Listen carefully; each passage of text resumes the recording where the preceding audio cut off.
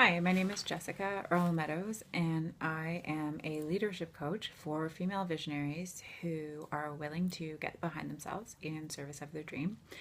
And another way of saying that is I coach brave people who are willing or interested in self realization in this lifetime.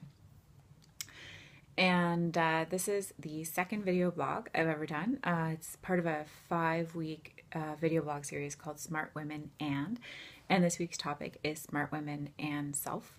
And before I get into that, I thought I would tell you a bit about some upcoming offerings that I have.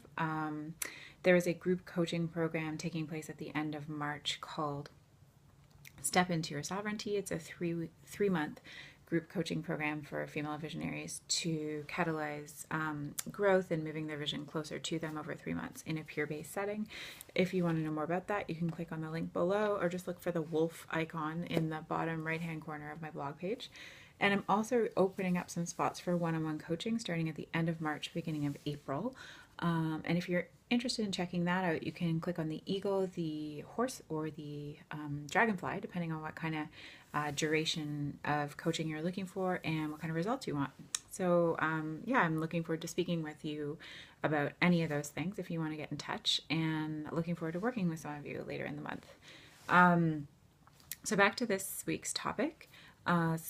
Smart Women and Self. I chose the topic of self-honoring for women because it's a key ingredient to success, and it also marries well with something I see in a lot of coaching clients that I work with, which is it's difficult to put me as number one. It's difficult to put me first, and I've talked about this in different ways in my 2 previous blogs, and specifically this binary of roles that women are given. And it's generally an either or, so we can be feminine, we can be likable, or we can be good, and or we can be successful. But putting success with any of those other attributes tends to come with a lot of baggage, and we often don't see ourselves stepping into success because if we're invested in being a good, likable, or feminine woman, or even if we do end up marrying success with one of those things, there's often some tension point in how we realize our vision that doesn't allow us to stand in our full integrity. So this is a thing that women are challenged by. And it sounds kind of abstract right now, so I'll locate in something concrete. Often these binaries arise internally within us, these different roles women are given the choice to choose between when we're going towards something we want, when we've clarified a goal for ourselves.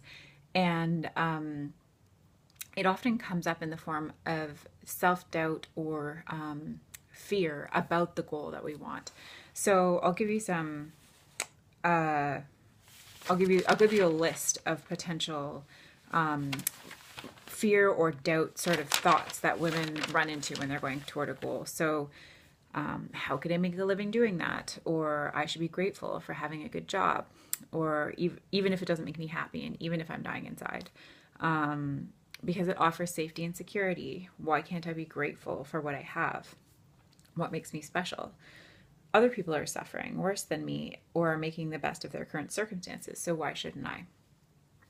And these thoughts are interesting because they appeal to a certain kind of female archetype that I mentioned in my last video blog, which is the martyr.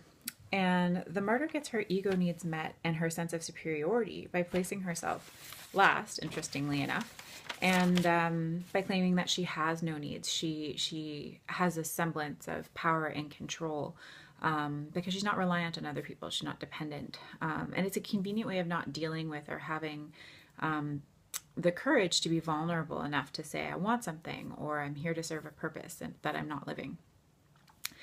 And that risks losing her perceived control or power and to step into a place of uncertainty where I'm not sure if I'll succeed or be embraced in my new role. And this isn't meant to criticize women for falling into tendencies to not self-realize, but it's more to see the payoff we get from the roles that we play that keep us from what we want. Because there always is a payoff when it comes to why we're not self-realizing. And if we can identify what that payoff is, we can unblock ourselves from what we want. So the first clue to look for when you're not self-realizing is what are some of the stories I'm telling myself that make it not possible to have what I want or to step into who I want to become. And this reveals where we're blocked and where we need to do some work.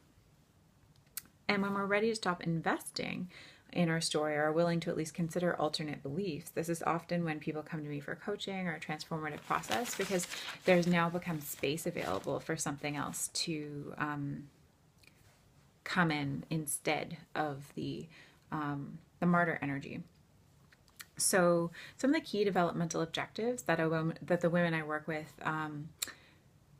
end up having in terms of stepping into this new space of how do I develop the muscles I need to realize my vision are things like making my professional reality a reflection of my authentic self, or stepping into my truth and following up with the necessary action in my life, or following the intuitive prompts available to me in my life and surrendering to what unfolds.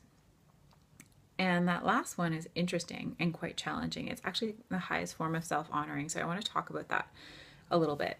When we do our self-work, we start to recognize, hear, and respond to intuitive prompts within ourselves and in our lives about next steps, which involves getting a handle on self-doubt and fear of acting on those intuitive prompts. And sometimes that very fear of acting on intuitive prompts takes the form of, I don't have any intuitive prompts. So aside from discovering and undoing unhelpful self-beliefs, how do we help ourselves get more in touch with our self-connection so that we're able to respond to these intuitive prompts, hear them, and respond? So 3 helpful things are relaxation, trust, and what I mean by trust is suspension of disbelief, and I'll get into that in a minute, and then listening.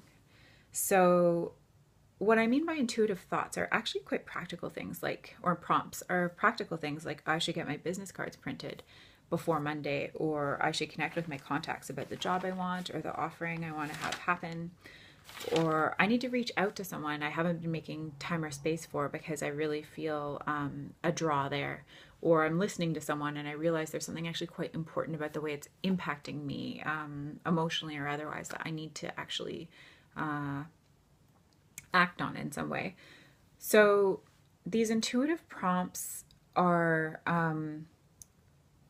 they're not ethereal. People often associate intuition with some sort of ethereal or airy kind of from the sky sort of thing. And intuition is actually just a shortcut to bypass our analytical kind of theoretical linear way of thinking to kind of a batching process where we're able to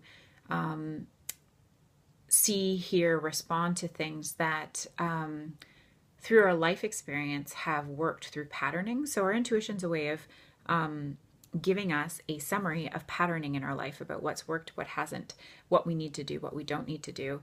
And if we allow ourselves to relax enough that we can stop our analytical mind, which is often motivated by emotions like anxiety or fear, then we can actually hear things or see things, see opportunities, have a different perspective about how we're listening to our environment, listening to our world and our life, our day-to-day life.